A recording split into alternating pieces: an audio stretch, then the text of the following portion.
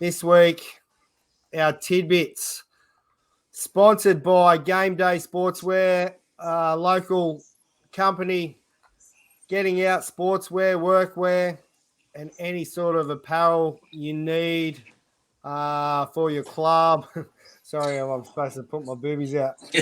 Flash those boobies. For your club, workwear, give Chris a call. Check out their socials. I'll leave them in the show notes as well. And they've also got this brand here, the Hard 90, that they're launching. So go and check them out. But yeah, the tidbits, fellas. I think Davo is going to kick us off tonight again. Davo's on the phone, mate. I don't know if you can see that or not. Yeah, no, that one's all right. So first one for today, good old Barry Bonds. In 2004, so like career year, how much guys didn't want to pitch to him? 232 walks, 41 strikeouts, and 45 home runs. So how many players can say they've had more home runs than strikeouts, let alone 232 walks? So that's not Joey Gallo. Oh, that's almost Tony Gwynn numbers for the strikeouts and the walks, just not the home runs. Yeah. But that's the legend of Barry. Love a bit of Barry. I just love his swing. One of the best swings in baseball, I reckon. Oh, just short, choked up a bit, short, and just the power. Even when he broke his bat, he still hit home runs. Yeah, indeed. Ken Griffey Jr. for me. That was my lefty swing. Loved it. Yeah. So I might need help with this one. The quarterback quantities. So number of starting quarterbacks. Now the Colts are up to 8 different quarterbacks starting the season. The record is 9 by the Bears. So no wonder the Colts can't get much when they keep churning through the quarterbacks the way they do. But, hey, they might go to 9 because there's a certain quarterback from Baltimore not too happy, so he's looking for a new team. But it's quite the modern record to go 8 different quarterbacks in 8 years. Yeah, it's pretty massive number, isn't it? I mean, you look at, some of the teams that may be struggling, you think they'd be able to keep one quarterback for a couple of years and help build, but yeah, makes it hard, I guess. It does, mate. It does. If you've got no consistency there as a quarterback, then it's hard. It's hard to build your team, isn't it? Yeah, it's what you build your team around. That's right. So, a bit like that old baseball player that come out to Toronto that year, Randall. You build a team around him. I'm not going to mention his name. No, some good old days. Actually, Davo will know him. Actually. Yeah. Right. Yeah. I think you stole his bike shoes, didn't you? Apparently, that was a rumor that I did. I think someone hung them up on the screen. Last I saw him, they're hanging off the top tier of the batter's cage, the batter's net at Waterboard Oval. At Royal Waterboard Oval. How's this one? The Yankees-Giants game just wrapped up in 2 hours and 33 minutes. There was just one pitch clock violation, and that would be the fastest average MLB game in 43 years. Now, we've seen some quick games, and also the average time of the games down by about half an hour throughout the first couple of games already. Have you guys got any thoughts on it so far? I've actually haven't minded it so far, but there hasn't been any game-changing, I guess, violations. Yeah, I don't know. To be honest, I haven't really noticed the difference. I think during the game with the pitch clock, I probably have, where normally I'm at work and I have it streaming on my phone or something like that.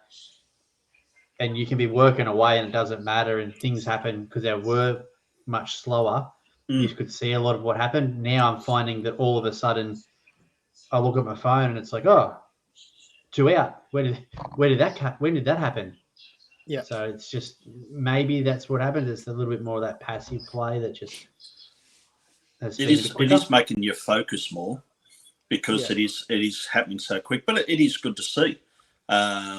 there's no batters standing there taking 5 hours to fix up their batting gloves, because there's nothing worse. You'd see a leadoff hitter step in the box, take a couple of minutes, get his gloves right, stand there, not move, watch a strike, step back out, readjust everything. It's like, seriously, dude, you just took first pitch and didn't move.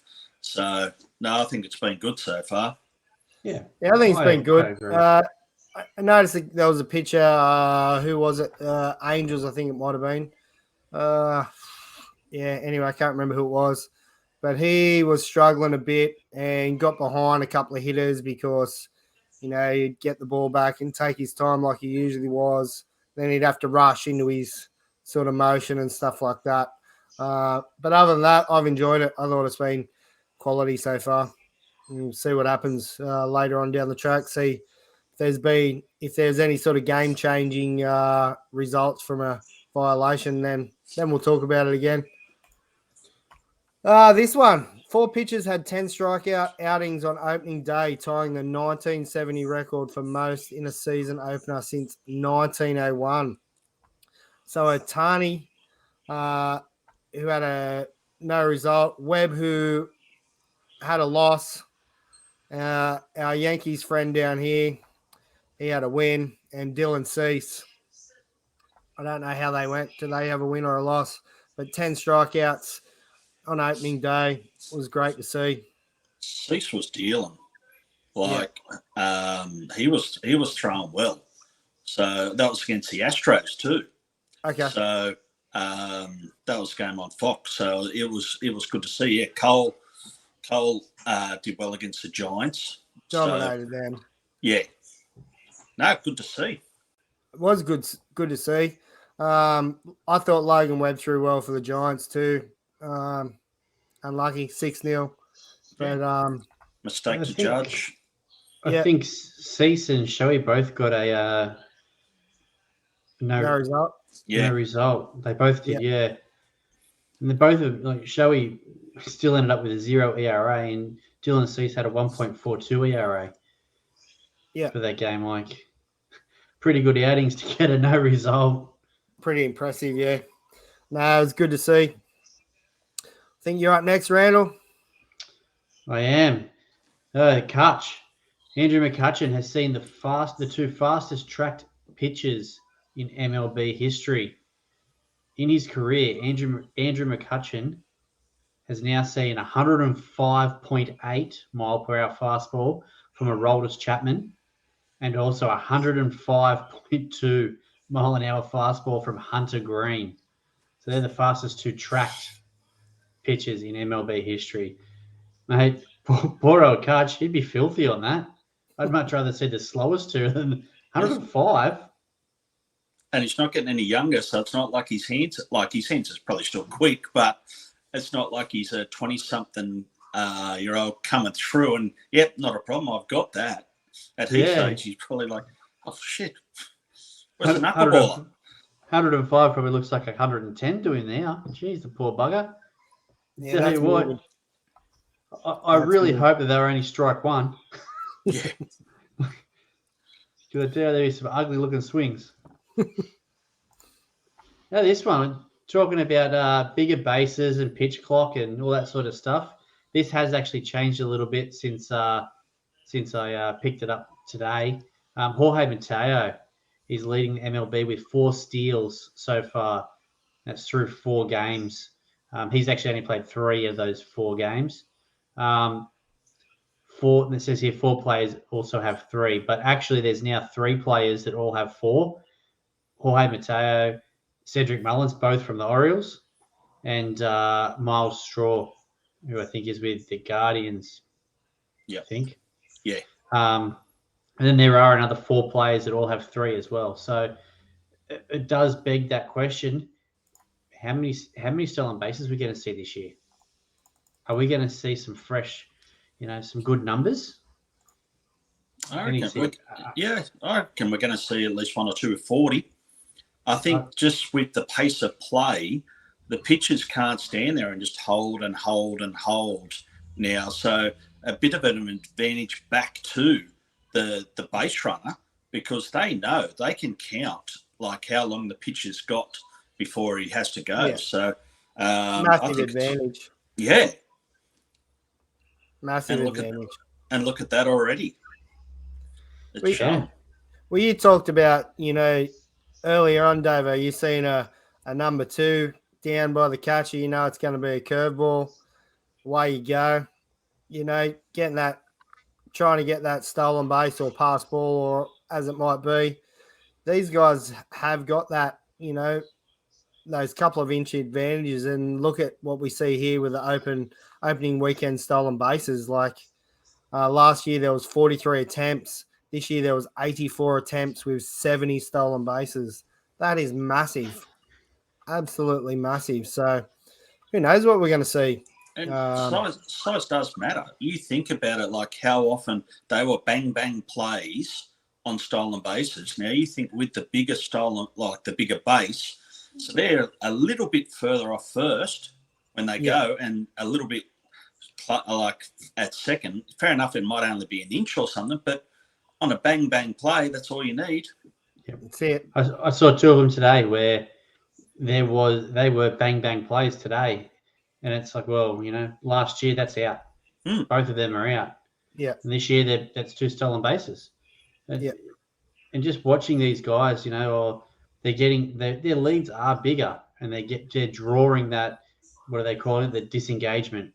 So they're drawing that disengagement, and they're like, well, you can try again if you want, but generally you're not going to. Not when it's just one ball, 0-1 or 1-0 or something like that in a count. They're not gonna, you've got the whole at bat then to be getting these massive leads. So the leads were getting bigger and bigger. And they showed a little graphic today, and this was the average lead by this player last season.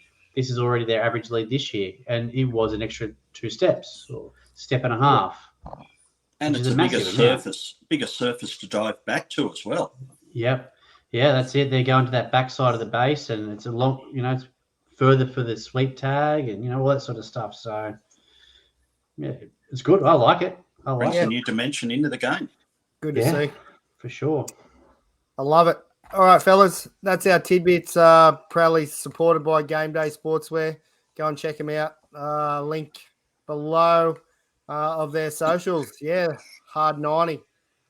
You blokes were pretty hard to run 90 feet on the weekend, I heard. But, Randall up there with a bit of a busted hamstring. Davo's fresh as Randall. What's going on? Mate, just feeling my way into the 40s. Wow. Fair, mate. Fair. There you go, 49, mate. Almost 50. You were probably loose though, mate, from throwing. Yeah. It was cold out there in the outfield, just standing there doing nothing, mate, while you were striking everyone out. I only struck out 2. Or hitting blokes, or walking them. Hit 1, walk 2, yeah. Jeez. Hey, he's pretty tough on you, Davo. Oh, mate. Got the W, mate. That's all that matters. That's mate, it. And I had to check up on him too, because he was one of the first base runners at second. So when he come off, I said, what's the catcher doing? Single sign or multiples? And he's gone, what? I'm like, nah, you're done. You're done, mate. That's the first thing you should be doing as a base runner is seeing what the catcher's doing. I didn't even dare ask. Like, I didn't even see him turn around once to see where the outfielders were positioned. So that I did actually. Hit, come on, mate. I went to third on a sack fly, remember? Jeez. Because you had the runner in front of you going home. No. No, actually, no. I'll give you that, yeah. Mind you, there was a good breeze blowing out at that stage. Oh, there had to be.